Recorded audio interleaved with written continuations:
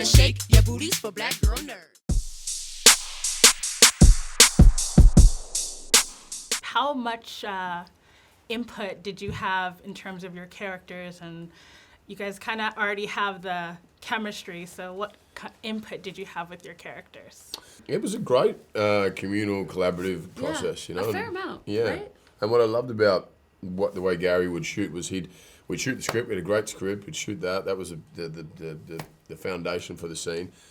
And then at the end of each setup, he'd say, "Okay, this is yours. You guys go for it." And that was my favourite part because we I think that's when you find the spontaneity and a different sort of energy within a scene, and surprising things happen, and it feels a little more unpredictable, and sometimes it's insane and doesn't work. I mean, there's a lot of garbage as well. But that's the thing. You sort of have to, aim high, and then you find some stuff in there. Yeah, you land on your butt, and it hurts. That's right. Yeah. And then you pick each other back up. Yeah.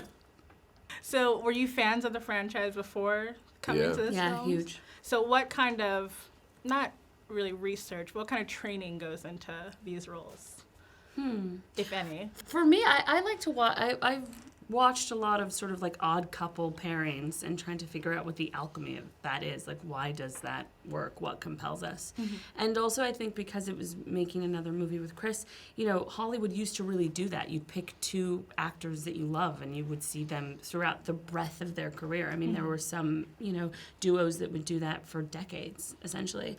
Yeah. So watching some of those pairings, Hepburn, Tracy, watching that sort of...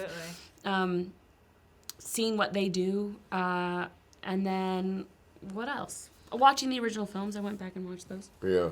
It was interesting at the start of the film trying to work out kind of who our characters were, and we're jokingly going, "Am I Will Smith? Are you Will Smith? Are you Tom? Am I Tom?" But then kind of going, no, that's not what we're doing. We're not mimicking anything. These are two fresh new things, and in amongst our trying to navigate what the chemistry was.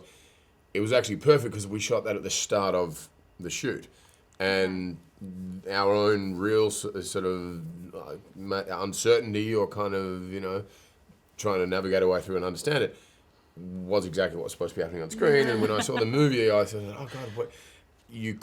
After that, I was worried. Were we on it enough there, and were we, a little lost? But I think it actually kind of works.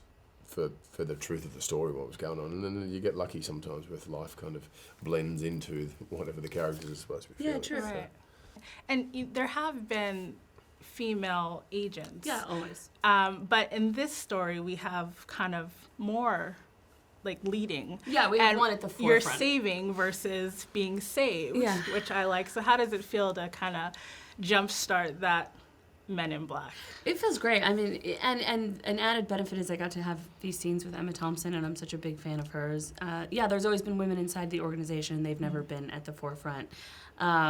So I love these movies. All of the original films really pulled up, and I think, they really wanted to find a reason to get inside of the universe again, and it just so happens that the sort of thing that compelled them was this idea of this young girl having an experience with an alien from a young age, and that changing her life and her trajectory.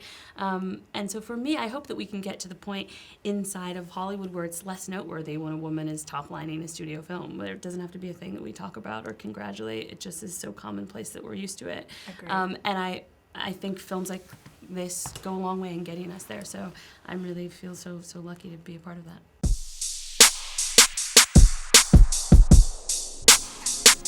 Better shake your booties for black girl nerds.